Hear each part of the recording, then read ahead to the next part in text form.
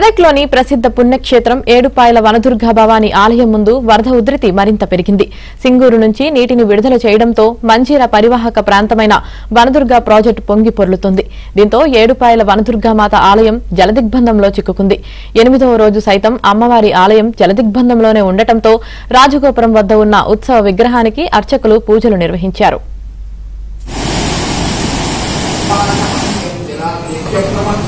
नमस्कारोमि वनदुर्गा भवानी माता की जय।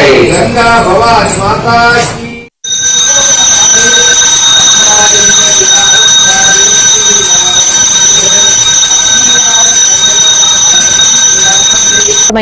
వనదుర్గ ప్రాజెక్టు పొంగి పొర్లుతుంది. దీంతో ఏడుపాయల వనదుర్గామాత ఆలయం జలదిగ్బంధంలో చిక్కుకుంది. 8వ రోజు సైతం అమ్మవారి ఆలయం జలదిగ్బంధంలోనే ఉండటంతో రాజగోపురం వద్ద ఉన్న ఉత్సవ విగ్రహానికి అర్చకులు పూజలు నిర్వహించారు.